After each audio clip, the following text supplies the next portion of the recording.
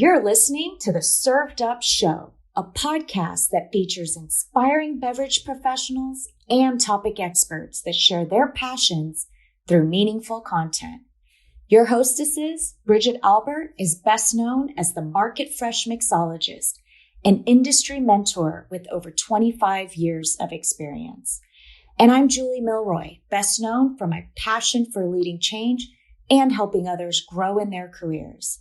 Grab a cocktail and sit back. Let's learn how we can make a positive impact in our industry.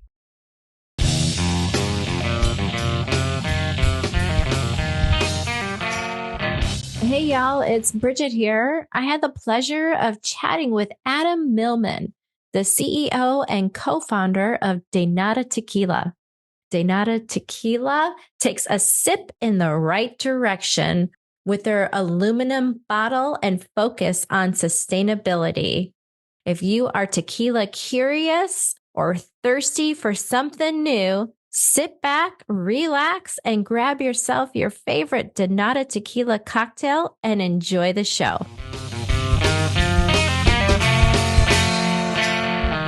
Adam, welcome to Served Up. I'm so happy to have you on the show today. Oh, thanks for having me. It's great to be here. Absolutely. Can you tell our listeners about yourself? Where are you in the world? Where do you come from? And what really brought you into the tequila industry? Yeah, it's been an amazing journey getting here. So I grew up in Rockland County, New York. I'm a musician. So I was really drawn when I was looking at colleges to New Orleans. It's such an amazing place filled with so much culture and music, amazing hospitality scene. So I ended up at Tulane University, and this is where I met my business partner and great friend, Danny Neeson. And we were in freshman year in a class together where we really decided to bond over entrepreneurial values. He was actually in the back of the class sketching T-shirt graphic designs. And we were talking about this, and it turned out he was starting an eco-friendly clothing line called Pine Outfitters. So we ended up partnering together on this, and the whole concept was to create a clothing line that emphasized the environment as our playground and priority. So every T-shirt we made was made out of recycled water bottles. We planted a tree with every product sold.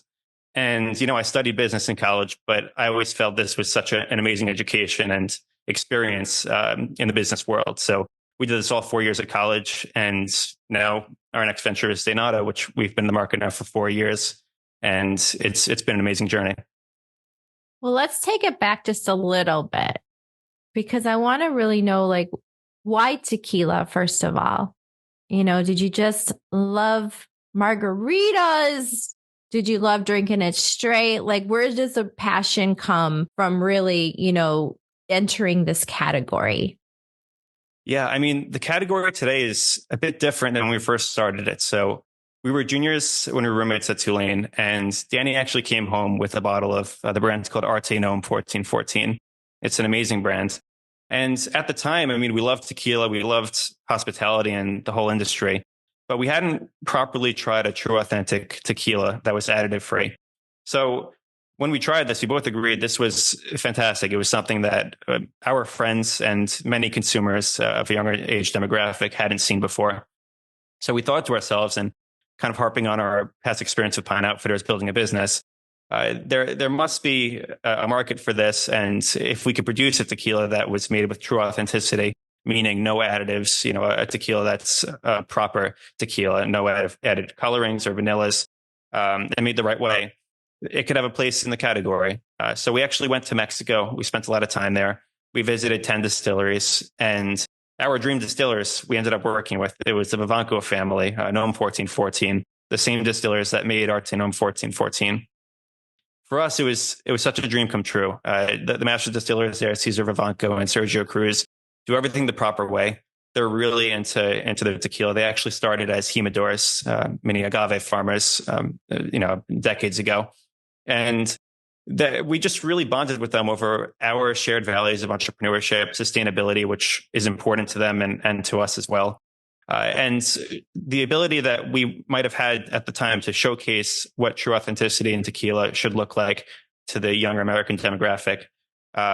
So after that partnership, it's been an amazing road. But we're really fortunate to have distillers like the Vivanco family, and they're amazing partners to us.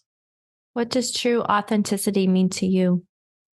I mean, it's a great question. Authenticity, it's somewhat hard to describe what authenticity means without understanding what's actually going on in the category. And, we're surrounded by so many tequilas, and I'm not here to bash any other brands, but there's so many tequilas in the category that are basically using all these shortcuts. They're harvesting agaves prematurely. They're using diffusers, which will strip the agave of its natural content. And you could build a brand in any direction. It doesn't have to be focused on authenticity or quality. But if that is what you're marketing, it should come from those origins. So authenticity means never taking any shortcuts and letting our master distillers really showcase their hand in the craft. We love to have our say in our flavor profile on batch, but they're amazing partners. They provide a lot of insight as to what true tequila should be. And we're in a league right now with a bunch of other additive-free brands that are running the same race. And I think it's amazing to see the competition and, other brands doing the same thing as us, because we're all promoting the same cause in regards to authenticity and quality in tequila. Can you talk about the name De-Nada? Why was that selected, and the colors of your bottles as well? Can we talk about that? Yeah. So De-Nada, it means you're welcome in Spanish. And also when we first launched, we used the hyphen with the meaning of nothing. So that kind of ties in the no additives, no impact, which we're actually carbon neutral certified. So we're focused on minimizing our impact and sustainably. But I just felt De-Nada is such an amazing name. It's fun, because we're a fun brand. It's not to be taken too seriously. I think sometimes when you talk too much about the tequila quality and all the facts behind it, you kind of lose some of that appeal to consumers that, we're a tequila brand and it's supposed to promote good values and a fun experience. So you're welcome, De-Nada. It just encapsulates all of that in our minds. Very cool. Can you talk about the different colors on your bottles too? Because they do stand out right on the shelf. They're not see-through. So can we talk about that? Yeah. So actually the bottles that we've had in the market for the past 3.5 years, they've been traditional glass bottles. What we're launching today, and we've been working on this for the past 2 years, are the first aluminum bottles in tequila. And, aluminum is better than glass in terms of sustainability. Actually, 75% of all aluminum in existence has been recycled, and it's infinitely recyclable. And in addition, it's a lot lighter than glass. So when we think about our whole value chain, our distributors, shipping, all these things, having a lighter bottle at scale will make a more sustainable impact. And the design we went with, we actually worked with an amazing creative agency called Sandstrom Partners. They really pop. Our Blanco, as you can see here, is blue, and our Reposado is orange. We wanted to stand out on the shelf. It's such a crowded category, and also showcase the fun nature of our brands. And I think the colors really show that. I think it's so interesting. You really don't see spirits encased in aluminum, right? We see beer for sure, and maybe, seltzers and all these kind of things. And so with the liquid being encased in aluminum versus glass, does it affect the taste? Does it have any side effects, let's say, on the liquid itself? Yeah, it doesn't. But it's not that it doesn't naturally. We actually have taken a lot of measures to make sure that it doesn't. So this has been a 2-year process filled with a bunch of R&D testing. We actually had to test at this amazing lab in Australia certain liners, food grade liners, to put inside the aluminum that will prevent corrosion and impacts of the tequila. Tequila is 40% alcohol by volume. So you have to make sure you do due diligence with that. That's what we did. We spent 2 years doing it. We came up with a solution that really preserves the integrity of the quality and the flavor. And also the chemical, it passes with flying colors in all regards, which was obviously, it'd be a non-starter if it didn't. But I encourage other brands to follow in our footsteps. I think we're trying to move the needle here with sustainability. Our motto is a sip in the right direction.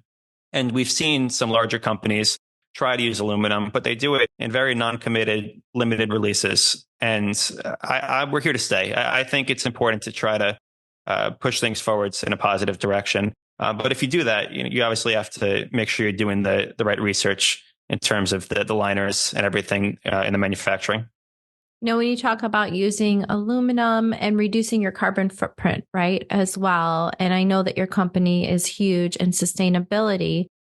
Once you do all of these things, what does that impact look like on the climate? What does that impact look like on the community that you're distilling in by doing these practices?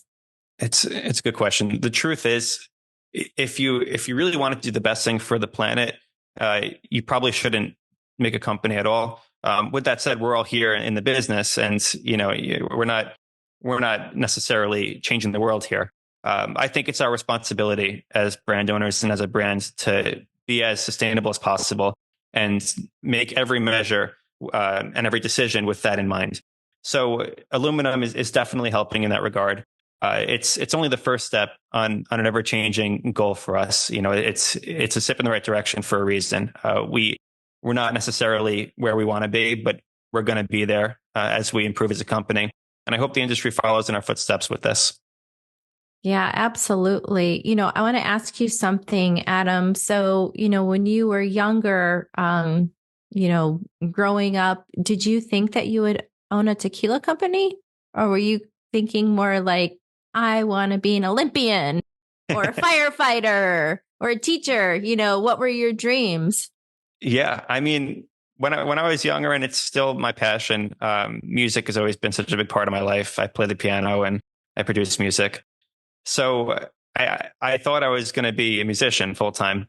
And then as I got older, I feel that I love it so much. I almost didn't need to do it as a career. Obviously I could have went for that, but it just, I'm happy enough doing it as a hobby, as a way to complement the business side of my life. And tequila, it wasn't my goal when I was younger. I didn't necessarily even drink until I was in college, but I think what we're doing now is a dream. It's definitely a dream to be in this industry. There's so many great people.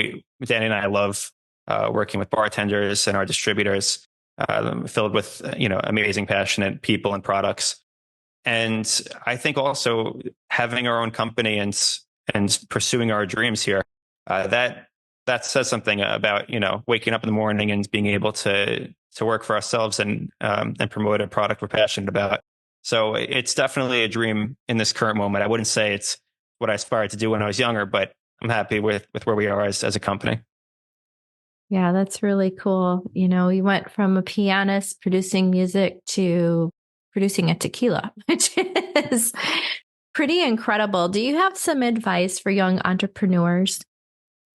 Definitely, you have to just go for it at a certain point. I think if you have an idea and you do your research, there's always going to be that doubt in your mind, like it seems a bit crazy, or the odds are always going to be against you. Most businesses fail.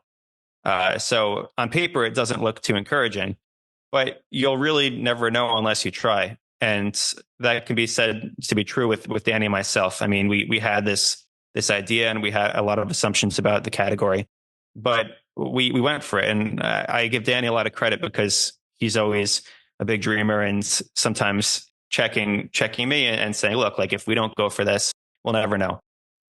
So I would say as a young entrepreneur, you definitely have to do your research. I wouldn't enter a category without adding value to it. And you have to be passionate about what you're doing. Don't just do something to make money or, with a quick exit plan. I think you need to actually be passionate about your product and your business. But if you don't go for it, you'll never know. So that you just got to at some point do it. Yeah, that's really good advice. I always say just do whenever I mentor people, like when they ask, how, what, where, you just have to put yourself out there, right? Give it a go. Yeah, absolutely. And it's not always comfortable, right? It's not. I don't think it's ever comfortable, Adam. Definitely not for myself. No. Maybe for some other people, but yeah, you just got to try. Yeah, you do. What surprised you when you entered the world of tequila? Did you have any shocking moments? Maybe some things you didn't know and were just so surprised to learn? Yeah. So the alcohol business, the 3-tier system is really difficult. I didn't necessarily understand how difficult that would be when I first started. I mean, I think when you're young and you're a bit naive and everything looks amazing going forwards, you don't necessarily think about what it's going to look like in the marketplace. But when we first started, I mean, and we picked up our first distributors, you have to create value for everybody in the 3-tier system. So the first step is connecting with your distributors. And for us, these distributor reps are amazing people, but they have so many SKUs to sell. And it's impossible to walk into an account and sell 100 different wines and 50 tequilas. It's just not going to happen. So it takes a lot of hard work getting to know people. It's definitely a relationship business. And also product. I mean, you have to offer some value in some regard to the market, whether that's your pricing or the quality of your product. It has to resonate with reps. I mean, that's the first step. But then after that, the liquor store owners, bar owners, restaurant owners, they have to believe in it. And then consumers, after all that, have to want your product as well. So we're learning a lot as a company, and it's definitely a lot more to think about than I originally thought. But I think we're stronger now than we were 4 years ago because of the market research and data that we now have.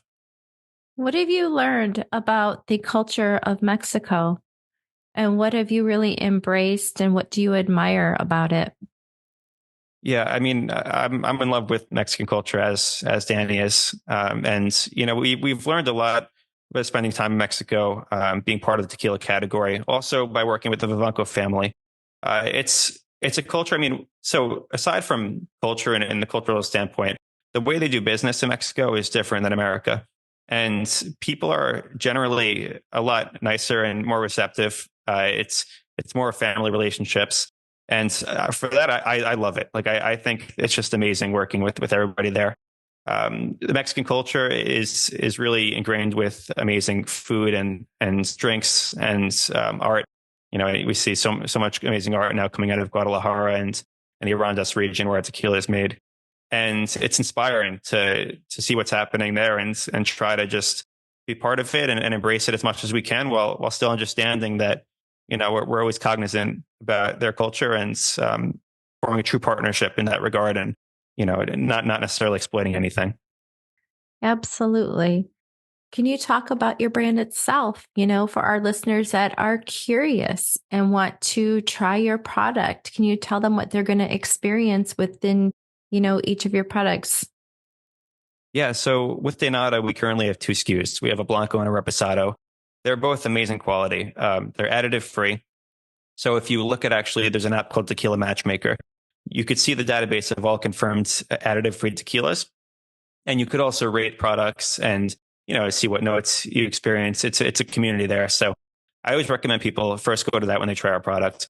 As far as the tequila goes, our master distillers, Sergio Cruz and Cesar Vivanco, they don't take any shortcuts. So what you're going to taste is fully matured agave. You get a lot of the agave when you taste our products. Our Reposado is actually a blend with some añejo in it too. So it's a really amazing product. It's aged for 4 months in American white oak barrels. And they're both at a reasonable price point. We're middle of the market, as I would say, as great of a price point as we could be at this point in our business. And that's important to us because we want it to be accessible. A lot of products with our quality are very expensive, and this is something that is less expensive than a lot of our competitors for good reason. Yeah, that's good to know. That's really great. How are you drinking De-Nada? So, I mean, in the summertime, I love a good watermelon margarita, or using flavors like cucumber and mint and lime. But my favorite thing to do is, so when I make a margarita, I prefer the Tommy's margarita variation with. Me with just, too. Oh, yeah, yes. Julio Bermejo is a very good friend of mine. We've had him on the show multiple times. Tommy's is the best. Can you tell our listeners, in case they didn't hear his episode, and you definitely want to check it out, what is a Tommy's margarita? Yeah, I'm glad you love it as much as I do. And I actually had the pleasure of meeting Julio at Tales of the Cocktail last year and this year. We were at this cigar bar, and I saw him, and we bonded over it. And he's such a legend. It was amazing talking to him. But yeah, Tommy's margarita is the best type of margarita in my mind if you have good quality tequila, because it highlights the tequila. It doesn't have that many ingredients in it. So it's just agave nectar, lime juice, and tequila. And when you have that with an amazing Blanco, or you could even do a Reposado such as De-Nada, it really showcases what a true tequila should be. And it's not going to be overly sweet unless you want it to. You could add more agave nectar. It's just an amazing iteration of margarita. So that's always my go-to. I love our reposado on the rocks. I also drink them neat because that's the best way to taste the quality and the notes. But I understand everybody has a different interpretation of what a true tequila drink should be. Have you, in your experience so far with tequila, have you seen any interesting pairings? Obviously chips and salsa. I mean, that's so obvious. But have you seen anything out there that was like, wow, a big wow moment? I mean, it's cool. Like I think the tequila category is evolving in a lot of ways, especially in mixology. We're seeing people are more comfortable to mix tequila with different things and try it as a substitute in different drinks.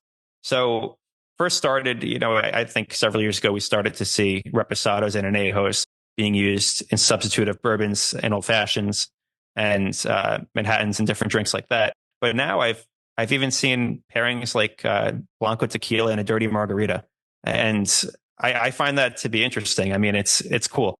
I know plenty of chefs that cook with tequila. It's a pretty versatile spirit, and especially with good quality tequila, you could be creative with it. I always say there's no right way to make a cocktail or anything. It's really up to you, and you have the full discretion to be creative with tequila and however you want to make it. What is a dirty margarita? Sorry, dirty margarita. I meant to say dirty martini with tequila. Yeah, so it'd be like kind of the same thing. That's crazy. So can you tell us what a dirty martini is with tequila? Yeah. So a dirty martini with tequila is essentially no different than a dirty martini with vodka or with gin. I've just seen, bartenders across the board are now experimenting with different tequila drinks, and this is one of them. So if you put Blanco tequila in a dirty martini instead of a gin or a vodka, it has a very different profile, but it works.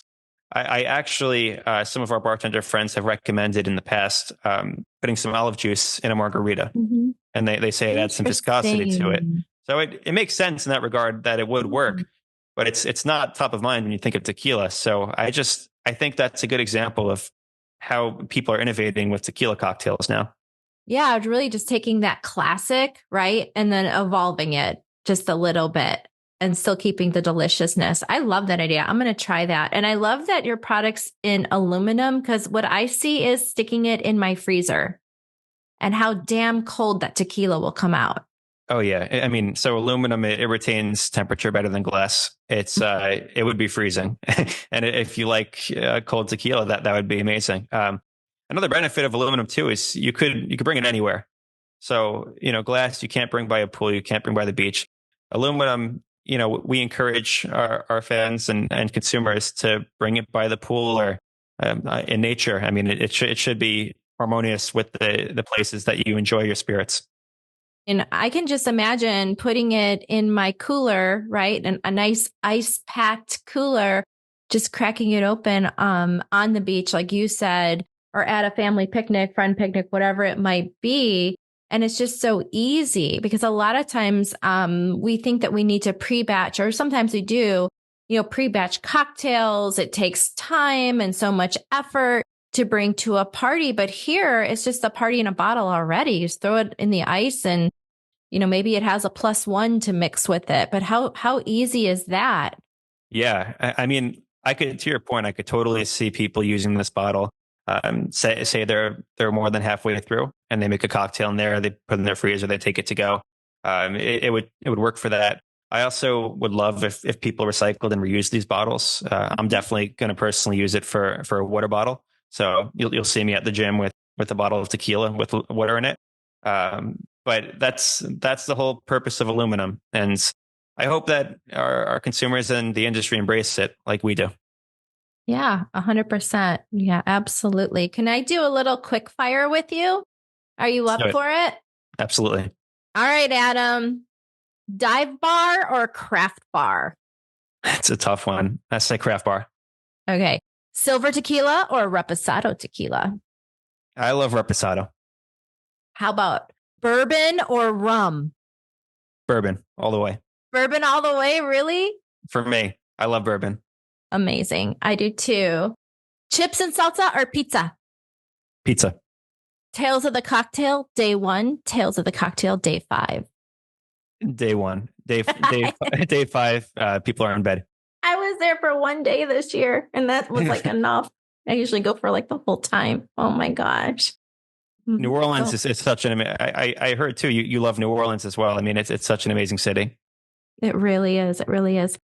Classic music, classic pianists versus hard rock.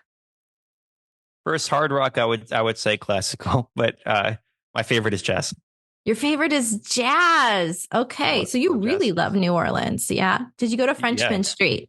I love Frenchman Street. Frenchman Street or Bourbon Street? Frenchman Street, absolutely. I mean, there were so many jazz bars there I used to go to. Snug Harbor was my favorite spot to go. It's a small, if you haven't been there, it's a small little jazz bar, and some of the musicians that come there are just the best in the world. I mean, it's amazing to see, and they're not necessarily the most famous, but New Orleans is just such a hub for amazing musicians and culture. So definitely recommend going there. Oh my gosh, yeah. I mean, you can totally get off Bourbon Street, and even though they've got an amazing pianist at Jean Lafitte's, I don't know if you sat at the piano bar there. He's been there for the gentleman who plays piano there has been there for 30 years. Did you know that? I didn't know that, but I've been to that bar. I mean, that's amazing.